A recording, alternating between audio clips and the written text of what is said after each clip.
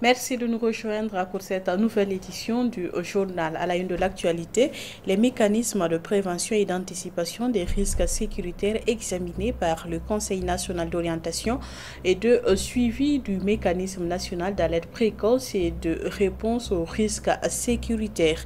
Il tient ce jeudi sa première session de l'année 2021, un cadre qui devrait également permettre au Conseil de passer en revue son rapport d'activité 2020. Et une séance de dépistage des pathologies oculaires au profit des qui devrait également permettre au Conseil de passer en revue son rapport d'activité 2020 et une séance de dépistage des pathologies oculaires au profit qui devrait également permettre au Conseil de passer en revue son rapport d'activité 2020 et une séance de dépistage des pathologies oculaires au profit qui devrait également permettre au Conseil de passer en revue son rapport d'activité. Le Conseil national d'orientation et de suivi du mécanisme national d'alerte précoce et de réponse aux risques sécuritaires s'est réuni ce jeudi à 10h à Ouagadougou pour sa première session de l'année 2021. C'est le lieu pour le Conseil de passer en revue ces rapports de 2020 et d'examiner la cartographie des risques sécuritaires ainsi que les mécanismes de prévention. Le Conseil national d'orientation et de suivi du mécanisme national d'alerte précoce et de réponse aux risques sécuritaires passe en revue son rapport d'activité 2020. C'est un dispositif de prévention qui vise à produire des rapports sur les tendances et les incidents relatifs à la sécurité humaine et les options de réponse à ceux-ci.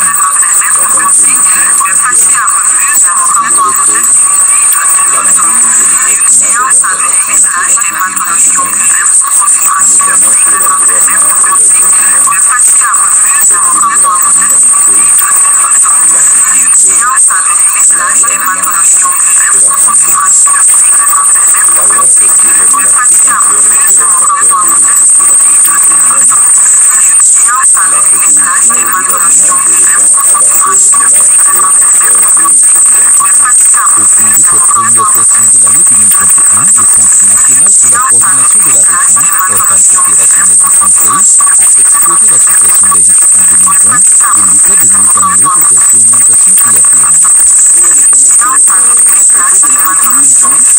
Le centre d'alerte précoce effectivement a mené des activités en termes de prévention, en termes d'anticipation sur la sécurité humaine et par rapport aux études également que nous avons menées, l'étude sur les défis sécuritaires dans la région de l'Est, la porosité des frontières, où il faut quand même revoir la situation des postes de police, des postes de sécurité au niveau des frontières.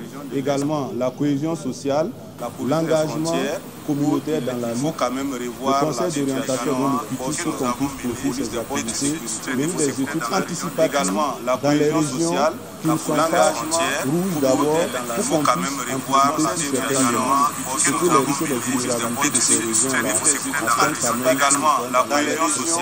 Cette session se tient au moment où le Burkina est encore sous le choc de l'attaque meurtrière de Sol'An. Aussi, instructions ont été données en vue de la mise en place de mécanismes de prévention de ce genre de menaces.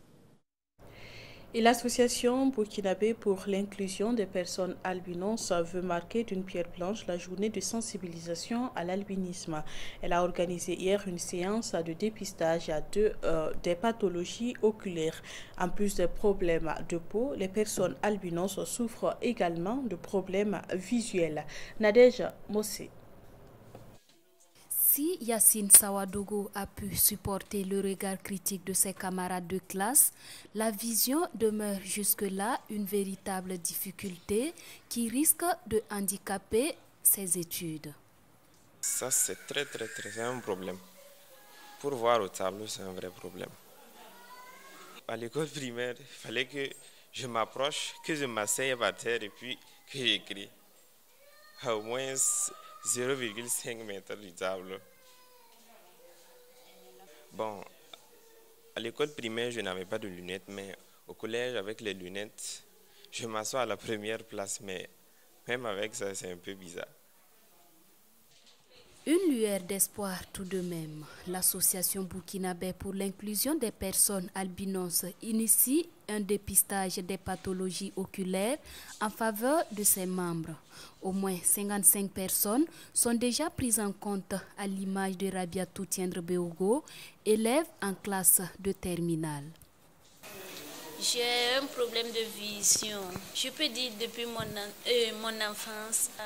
Aujourd'hui, je suis très ravie parce que l'association nous a fait grâce de faire cette consultation pour nous permettre d'avoir des lunettes pour pouvoir avancer dans nos études et je suis très ravie. En plus des problèmes dermiques, les albinos doivent composer avec les difficultés oculaires qui ne sont pas sans conséquences sur leur épanouissement. On a besoin du soleil, mais attention, c'est ces personnes qui vivent avec l'albinisme, il y a un déficit de pigments qui font que l'œil qu'on compare souvent à un appareil photo n'a pas sa chambre noire. Donc l'œil se trouve donc surexposé à la lumière du soleil. Donc les problèmes dermato et les problèmes oculaires, le dénominateur commun, c'est ces personnes sont très plus sensibles que nous, hein, ayant beaucoup de mélanine, que nous face par rapport aux rayons solaires. D'où l'invite du président de l'ABIPA à prévenir ces pathologies oculaires. C'est le lieu également pour nous d'interpeller toutes les personnes atteintes d'albinisme à suivre vraiment leurs problèmes de santé oculaire et cutanée, à se rendre dans les centres de santé en dermatologie et aussi en ophtalmologie pour une prise en charge précoce des problèmes qui se posent afin de minimiser ces difficultés et améliorer leur niveau de vie. Cette étape passée, ces personnes seront régulièrement suivies au niveau du Centre national de lutte contre la cécité. Cette activité intervient à quelques jours de la journée internationale de sensibilisation à l'albinisme. Dans la suite de ce journal, les structures en charge de la supervision du secteur des jeux de hasard veulent assainir le milieu. À la date du 31 mai, ce sont 2360 machines sous nom conventionnel qui ont été saisies dans le cadre de la mise en œuvre de la stratégie de lutte contre la prolifération et l'exploitation de ces machines. La Direction générale du Trésor et de la comptabilité publique et la police nationale ont fait le point de la mise en œuvre de la stratégie au cours d'une conférence de presse tenue hier. Le compte-rendu de Mouniratou Saint-Poré. Comment lutter contre la prolifération et l'exploitation illégale des machines à sous non conventionnelles? C'est la problématique posée à cette conférence par les structures en charge de la supervision du secteur des jeux de hasard. Ne répondant à aucune norme, ces machines à sous non conventionnelles envahissent les villes et les villages du pays. Depuis un certain nombre d'années, le constat a été fait que il y a des promoteurs qui, au mépris des textes, exploitent illégalement des machines à sous. Les conséquences, c'est la délinquance juvénile, c'est la déscolarisation, c'est les petits vols dans les familles. Alors, du coup, vous voyez que ces enfants-là sont obligés de rentrer dans les cours de leur papa, leur maman, voilà, dérober des pièces de monnaie par-ci, par-là. Et ça, c'est un phénomène très dangereux. Pour assainir donc le secteur, les acteurs mettent en œuvre, et ce depuis 2019, une stratégie nationale de lutte contre ce fléau au Burkina. À la date du 31 mai 2021, 2360 machines à sous non conventionnelles ont été saisies grâce aux contrôles inopinés. Face à ce constat, il s'est révélé que, en fait, il y a une méconnaissance fondamentale des textes. Dans ce cadre, nous avons prévu des actions de communication et de sensibilisation. Nous avons entrepris la relecture du corpus juridique encadrant le secteur des jeux de hasard afin de pouvoir prendre en compte ce nouveau phénomène, pour mieux lutter contre le phénomène et surtout prendre en compte également les nouvelles évolutions dans le secteur des jeux de hasard. Dans le cadre de cette lutte portée par le ministère des Finances et celui de la Sécurité, les autorités communales, les élus locaux et les promoteurs de jeux de hasard seront sensibilisés sur la réglementation à la matière. Et la coopération décentralisée Lyon-Ouagadougou est au beau fixe. Grâce à cette coopération, la mairie de Ouagadougou a reçu du matériel pour la brigade nationale de sapeurs-pompiers. Il s'agit de 2 véhicules d'incendie remis à ce 9 juin à la BNSP. C'était en présence de Nadège Mossé. C'est le fruit d'une coopération décentralisée vieille de 25 ans. De Lyon à Ouagadougou, la Brigade nationale de sapeurs-pompiers est gratifiée de 2 véhicules d'incendie, les accessoires et autres matériels individuels par l'entremise de la mairie centrale de Ouagadougou. Et cette amitié a plusieurs composantes. L'une des composantes fortes, c'est cette collaboration qu'il y a entre les sapeurs-pompiers de la métropole de Lyon et les sapeurs-pompiers du Burkina Faso. Et nous sommes là en tant qu'intermédiaires pour permettre à cette amitié-là de prendre. Un accompagnement de taille qui est salué à sa juste valeur par les soldats du feu qui espèrent vivement que les populations fassent preuve de bonne conduite afin que ce lot de matériel destiné à leur porter secours soit toujours utilisé à la bonne adresse. Nous avons à un moment donné fait un diagnostic sur l'ensemble des demandes de secours qui arrivent aux sapeurs-pompiers. Voyez-vous, ces équipements qui sont reçus aujourd'hui, par exemple, ne seront utiles que lorsque des personnes dehors qui seraient en détresse peuvent nous joindre.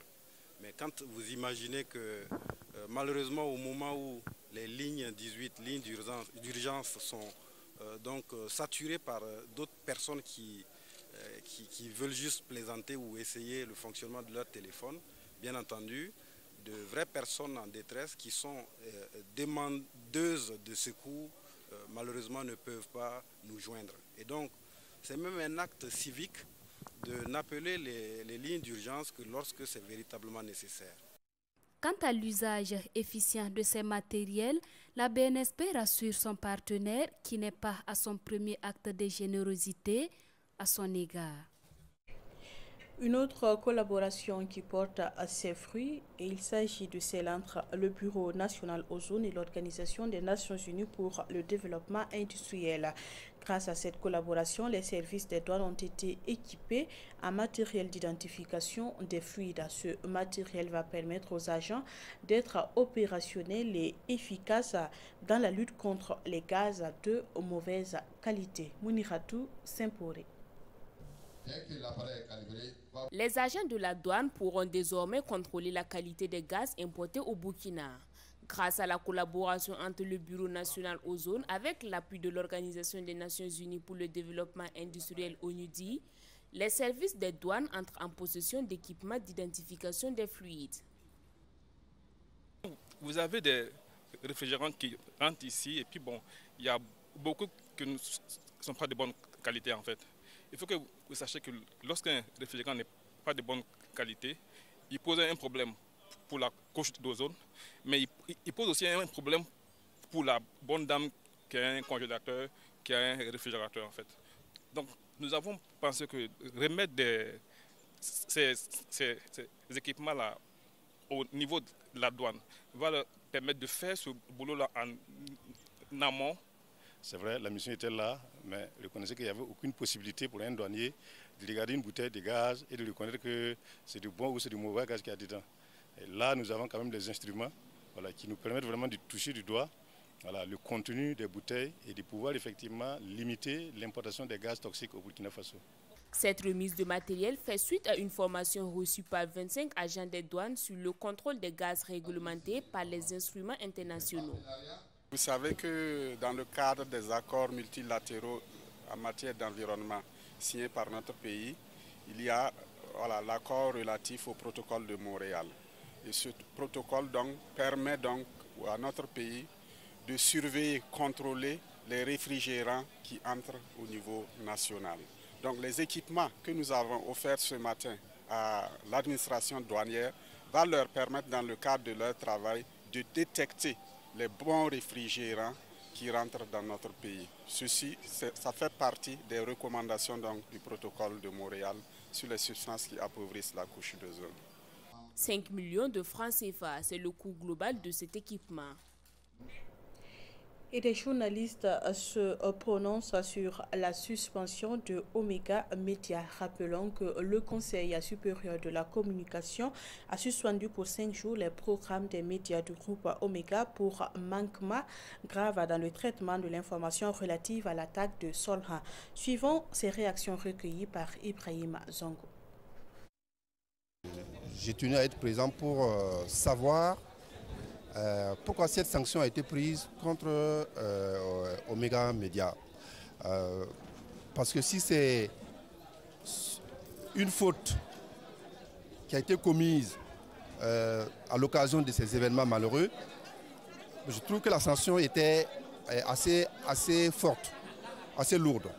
Bon, mais là, le président du CSC a énuméré un certain nombre de manquements précédents, des rappels à l'ordre, des lettres d'information, des interpellations précédentes. Donc, si je comprends bien, c'est l'ensemble, si je peux m'exprimer ici, de leurs œuvres qu'ils ont été sanctionnés.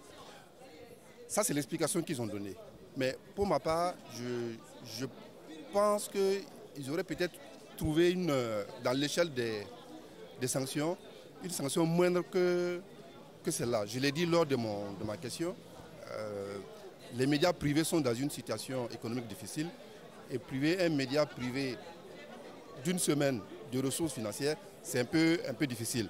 Il dit que la publicité passe, mais on sait bien qu'il y a des programmes où on sait bien qu'avant le journal, le taux d'audience est plus élevé, donc cette plage horaire-là est beaucoup plus rentable économiquement que dans les autres programmes. Alors, les journalistes, dans la recherche de l'information, appellent les autorités militaires, politiques, en tout cas toutes celles qui sont censées nous donner la vraie information. Mais en général, on trouve porte fermée. En général, vous allez entendre dire « non, je ne peux pas vous répondre, il faut aller de l'autre côté, ainsi de suite ». Et ça, on va vous balader jusqu'à ce que même l'actualité passe et vous ne savez pas à qui vous adresser. Et si vous regardez bien, même dans la communication gouvernementale, c'était difficile pour eux de savoir combien de morts il y a eu. Donc, dans ces situations, les journalistes cherchent aussi l'information avec d'autres sources, souvent sur le terrain. Donc, des gens qui sont sur le terrain, les journalistes appellent, quelqu'un peut donner une information, tu peux recouper l'information, diffuser l'information, mais après l'information peut s'avérer fausse. Ça ne veut pas dire que tu avais l'intention de manipuler l'opinion. Et c'est ça qu'il faut voir ici. Nous allons profiter de demander, comme ça a été dit, aux structures administratives, à l'armée, à la police, à la gendarmerie, de décrocher le téléphone quand on les appelle et de répondre dans la mesure du possible. Parce que quand vous n'avez pas quelqu'un au bout du fil pour vous donner des réponses à votre question, comment vous faites? Vous brodez. Et quand on brode, on fait de l'à peu près. Et c'est ça qui est malheureusement souvent le cas dans notre pays, malgré qu'une loi existe sur l'accès à l'information. Des propos recueillis à l'issue de la conférence de presse donnée hier par le Conseil supérieur de la communication pour expliquer à sa décision. Et cette sortie médiatique est d'ailleurs le principal sujet traité par les quotidiens du jour. Les journaux qui reviennent également sur la visite au Burkina du président ghanéen. La une des quotidiens avec Ousmane Paré. La presse est sous pression suite à la suspension des programmes d'information de Omega Media par le Conseil supérieur de la communication et les quotidiens parus ce jeudi s'en font largement les écoutiers. Le directeur général de Omega Media, Wezen Lu Oulon, estime ainsi à la une de l'Observateur Palga que le gendarme des médias a eu la main lourde. La doyenne de la presse burkinabé précise en outre que dans ce grand chapeau du traitement de l'information, RTB Radio et RFI sont convoqués pour audition, tandis que l'ambassadeur du Burkina à Paris écrit à Europe 1, notamment pour protester contre un commentaire tendancieux diffusé sur cette radio française. Le journal Le Quotidien consacre lui aussi sa vitrine à cette suspension consécutive du traitement de l'information sur l'attaque terroriste survenue à Solane. Et met face à face le président du Conseil supérieur de la communication et 4 responsables de la presse nationale avec ce double titre. Le CSC sanctionne des médias, d'une part, et des journalistes apprécient, d'autre part. En tout cas, renseigne le pays, Ce sont au total 18 médias audiovisuels de la presse écrite et en ligne qui ont été épinglés par le CSC. Le pays qui évoque aussi les tueries de Solane en vitrine, indiquant que le MBDHP, entendez, le mouvement burkinabé des droits de l'homme et des peuples, appelle à situer les responsabilités. Avant de noter, photo à l'appui, que le président ghanéen exprime sa solidarité au peuple burkinabé. La visite au Burkina du président ghanéen fait également la une du quotidien Aujourd'hui au Faso, qui affiche une photo des deux chefs d'État, masque sur le visage, se saluant chaleureusement. Ghana, Burkina pour un partage d'expériences, titre le journal. Sidoya n'est d'ailleurs pas en reste, qui parle dans sa rubrique L'autre regard de renforts venus du Ghana dans le cadre de la lutte contre le terrorisme. Le quotidien de service public élargit d'ailleurs le sujet en vitrine, toujours avec une photo des chefs d'État ghanéens et burkinabés, cette fois-ci debout devant leur pupitre. Attaque de Solane, la CEDEAO solidaire du Burkina Faso, indique Sidoya, qui renseigne aussi que l'on compte plus de 7600 déplacés à Seba. Et pour être complet sur le sujet, Sidoya donne par ailleurs la parole à Kalifara Seré, expert en stratégie territoriale, qui ne croit pas, en manchette du journal, que nous soyons faibles face au terrorisme. Faible ou pas, le mouvement On n'en peut plus semble ne plus pouvoir en effet et demande en manchette du journal Le Quotidien la démission du Premier ministre et du ministre de la Défense. Pourtant, nous apprend l'Express du Faso dans sa rubrique Autant le dire, la lutte contre le terrorisme, ce n'est pas que le Burkina Faso. Le quotidien édité à Bobo Dioulasso consacre pour sa part sa vitrine à une actualité de la commune de Bama avec le maire et la chefferie qui se réconcilient autour de la terre.